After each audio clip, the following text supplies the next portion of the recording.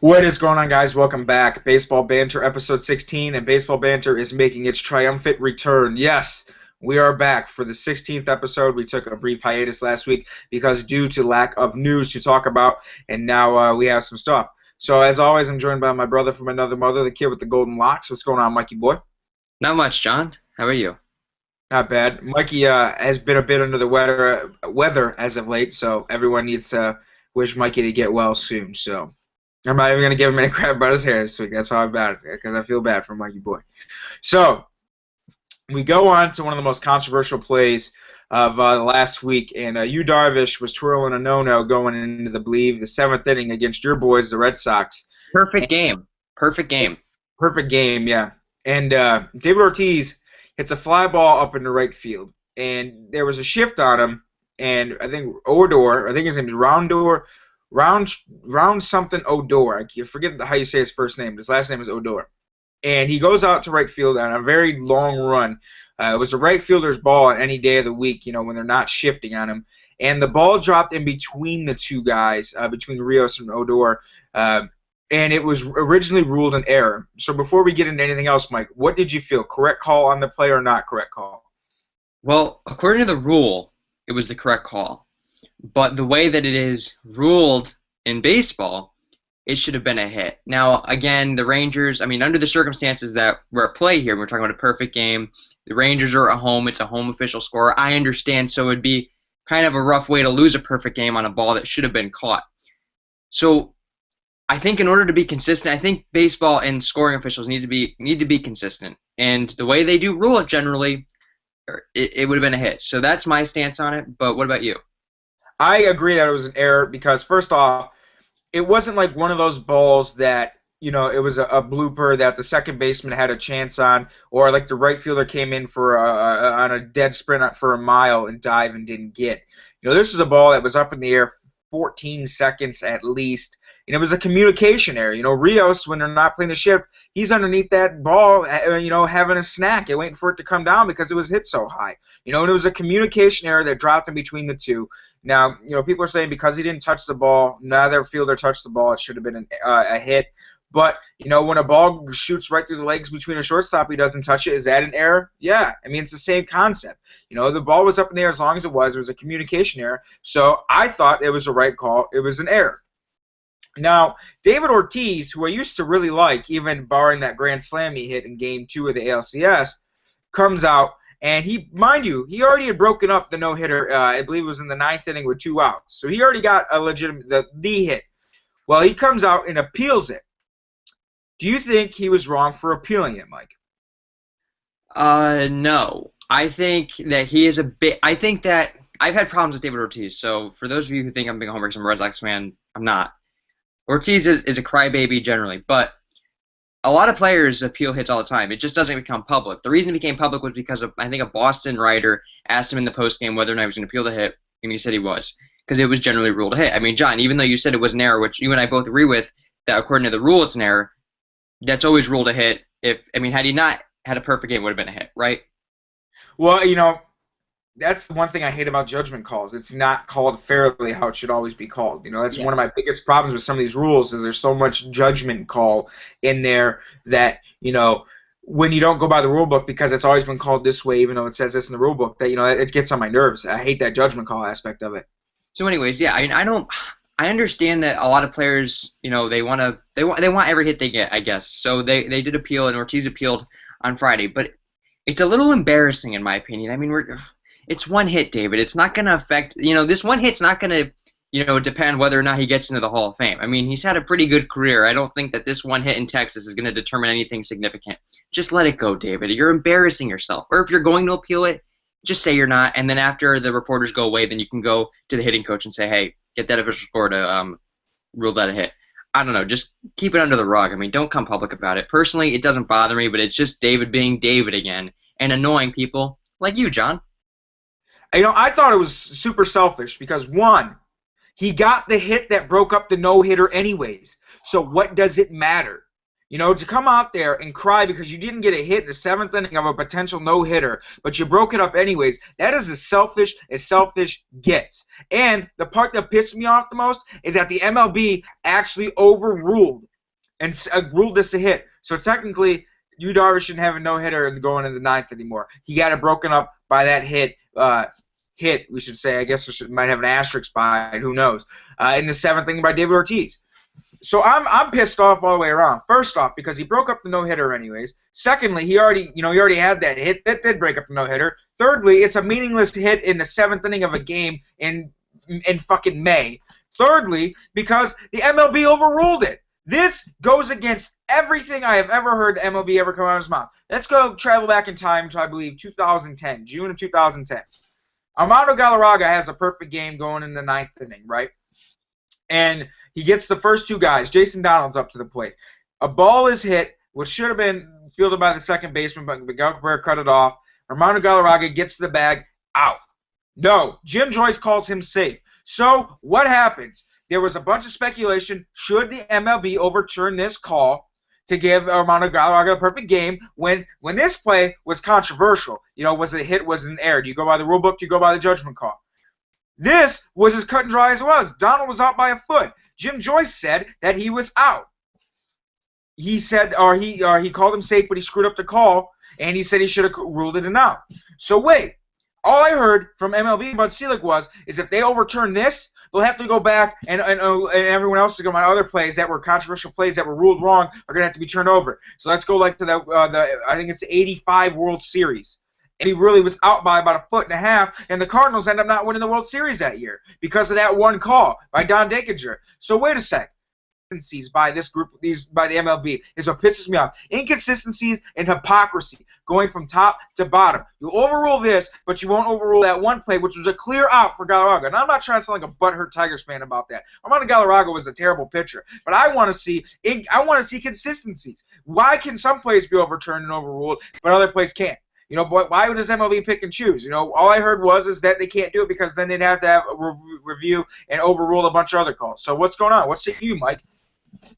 John, no, I hear exactly what you're saying, and I think, I brought that point up to you earlier. I mean, had Darvish went on to throw that no-hitter against the Red Sox, no way in hell does the score rechange that to a hit. It would have stayed as it was, ruled an error, and Darvish would have been given his no-hitter. I mean, the inconsistency in every aspect of life annoys me. So, yeah, I'm not going to give MLB a pass here. It annoyed me, and the fact that they did rule it a hit when they wouldn't have had he gone on to throw the no-hitter annoyed the hell out of me, no doubt.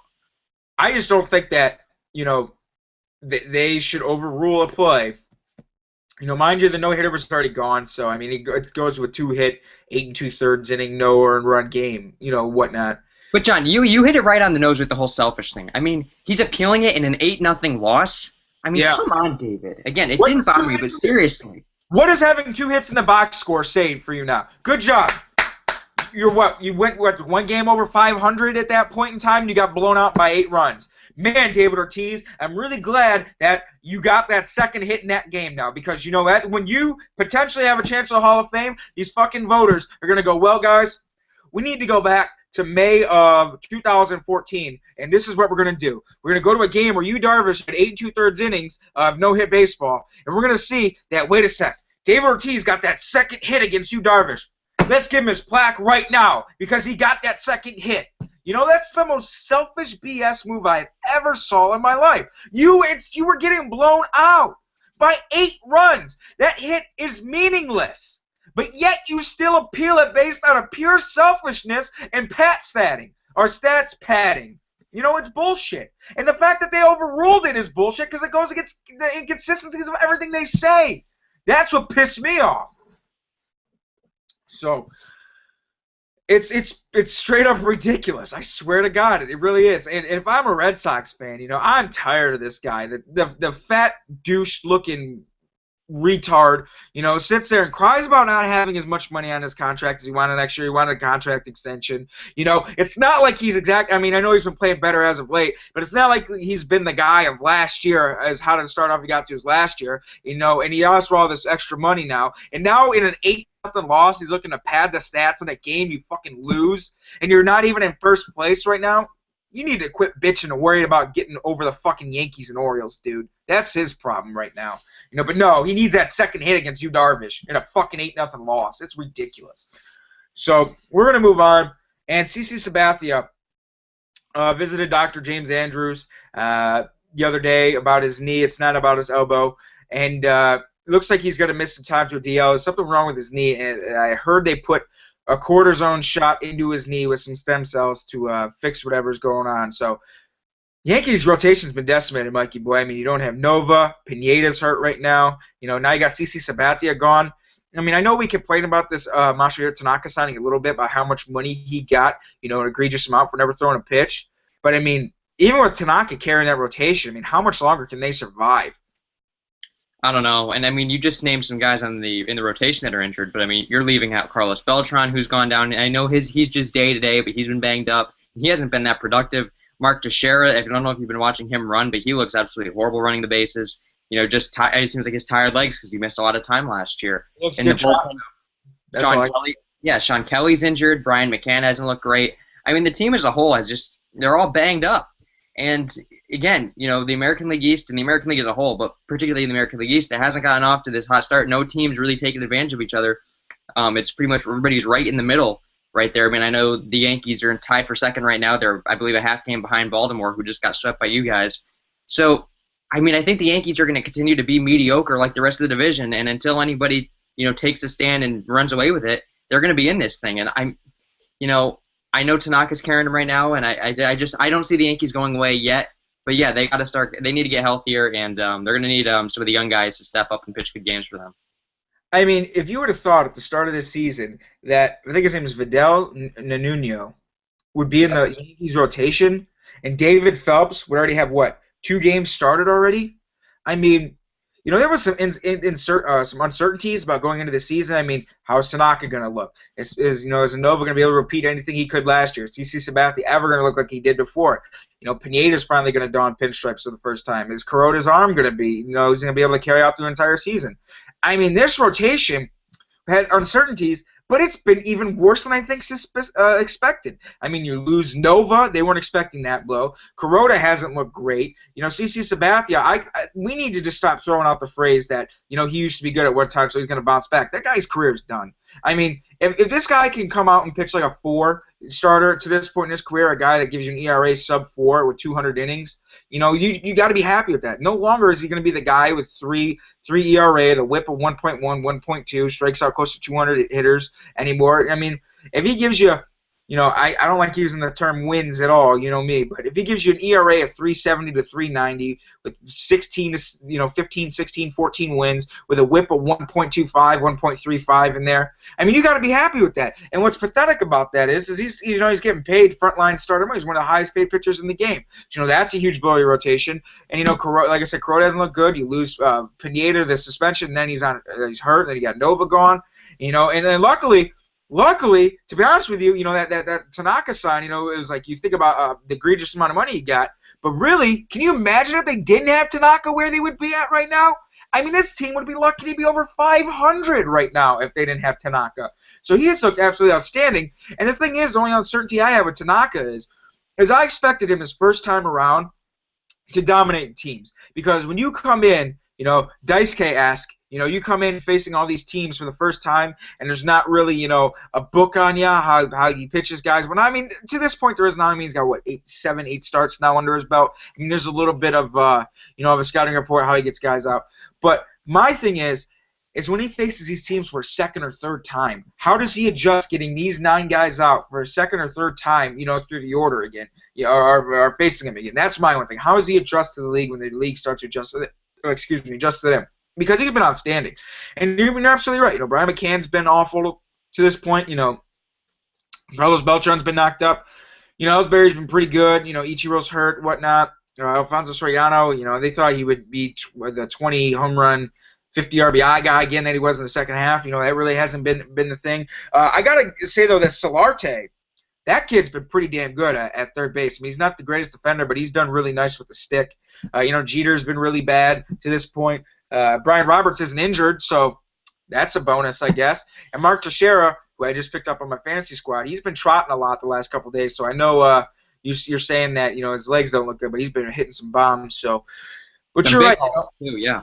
Yeah, big home runs. But you're absolutely right, Mike. I mean, you watch this team, in your division 18 times a year, and they're usually chasing you, or you're chasing them all the time. So obviously, you keep up a good rapport with them. Watch them a lot.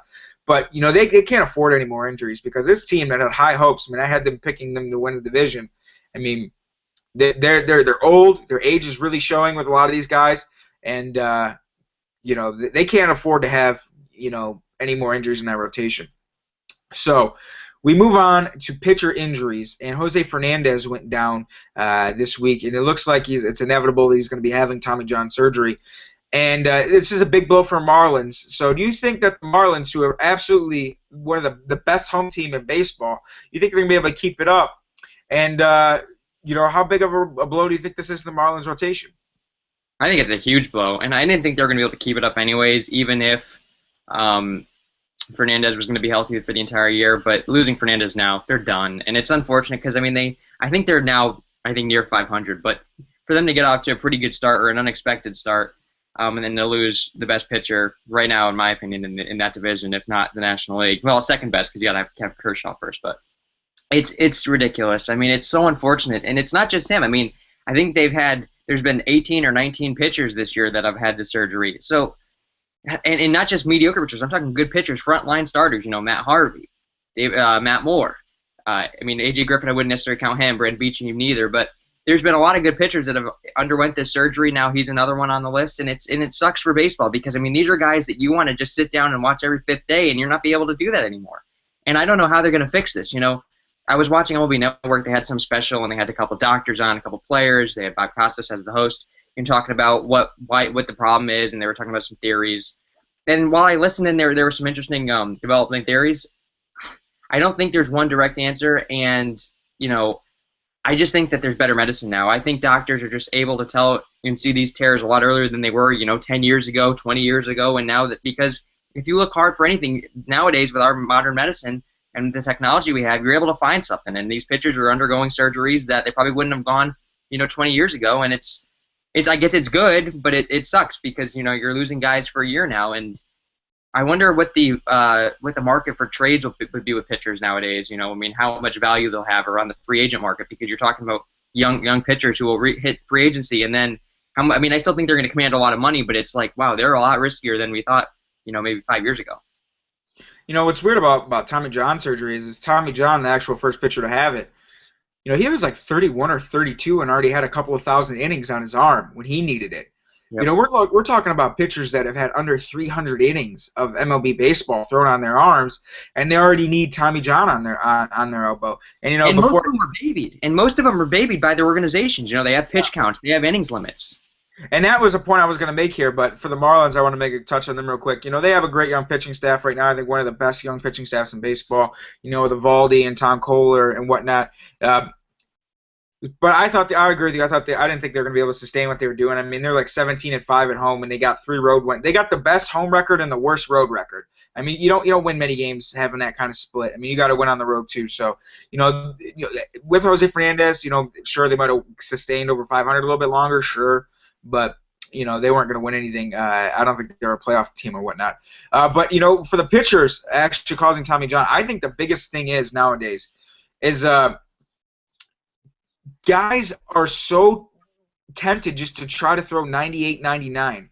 None of these guys really let their arms properly develop because, there's guys 17, 18, 19 years old getting out of the draft that are younger than me, same age as you, that are touching almost triple digits already because teams are so infatuated with the radar gun because they want to see the guys that throw so hard. So these kids who aren't getting built up properly, they're coming out throwing so hard, and I think since they're getting trained, because let's face it, like 20-some years ago, when teams looked at different things, John Smoltz made a great point. He's like, he thinks Greg Maddux might have went undrafted in today's day and age because of the fact that he only threw 89, 91 miles an hour. So, kids nowadays are coming out throwing so hard, and they're training from such a young age because baseball, used to be, maybe 20, 25 years ago, they'd play baseball in the summer, and the kid would move on to do something else. But nowadays, with travel ball teams and whatnot, it's almost a yearly around occurrence. And so these kids are coming out of college or high school, And, by the time they get to baseball, they got all this wear and tear on their arms, and they're throwing so hard. I think that's a huge reason why they're having so many Tommy John surgeries, just because the fact that, these kids, it's one sport nowadays. They don't ever let them times have rest. They play baseball for so many months out of the year. They're coming out of college throwing as hard as they do. And that puts a lot of wear and tear on your elbows because, like I said, Tommy John was 32 when he had this surgery. He already had 2,000 innings logged on his arm. I mean, that's why he had his elbow rebuilt. These guys, like I said, 300 innings on it. And this just goes to prove why the Nationals' decision 2 years ago to sit Strasburg because they didn't want to risk another potential injury, babying pitchers and watching innings does not do anything because it takes one pitch to blow out your elbow. That's it. Look at Fernandez. It takes one pitch to mess up your arm. Look at Matt Harvey. It takes one pitch. You could sit there and like the Nationals pissed away a good shot to do anything in the playoffs that year because they had that great staff. Gio Gonzalez was like fourth in the Cy Young that year. Strasburg was absolutely dominating.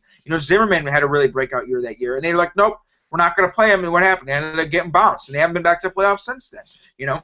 So this just proves my point that, pitch counts, don't get me wrong, I think you got to have some kind of pitch counts on a guy. It's not like it was like, in the 60s where a guy would go 140 pitches on with regularity. But you look at all these pitchers from back in the day, Mickey Lolich, for example, he's the last guy to throw almost 400 innings. He threw 373 innings in 1972, I believe it was. But these guys were built to throw that many innings. And I think nowadays where you limit these guys' innings, and you limit these guys' pitch counts, it's not making their arm as strong. And, when they're going out there throwing as hard as they do, and it essentially does nothing. Because, like I said, you sit there and watch your innings, you watch your pitch counts, it takes one pitch, one throw to blow out your arm, and what does that do? It means essentially babying them, it does nothing. So, like I said, a lot of it I think has to do with how hard guys throw, worrying about getting drafted by the radar gun instead of learning how to pitch with pure ability first. Dan Plesac made a great point that when he got drafted, he was only throwing 89, 90 miles an hour, but as the Brewers let him develop into his body, as he became, more developed, then after his arm matured, he was able to throw as hard as he was and sustain it instead of being 17 and trying to hit 95 every time, So I think that's a big grade, but you're absolutely correct, Mike.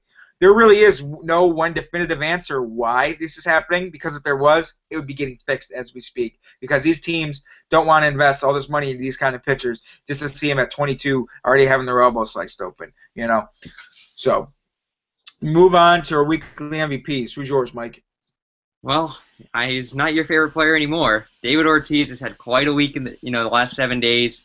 5 home runs, only 7 RBIs, but he's hitting 571. Slugging 1381, OPS almost 2,000. I mean, the guy has been absolutely outstanding for the Red Sox. He doesn't care, though, Mike. It's all about solo shots. It's all about him. He doesn't need runners on base. Oh, I know. Hey, I mean, his batting average did get lifted a little bit with that extra base knock in Texas. But, yeah, Ortiz has helped the Red Sox get over 500 finally. They're finally one game over, and they're trying to beat the Twins today. But he's my weekly MVP. Who's yours?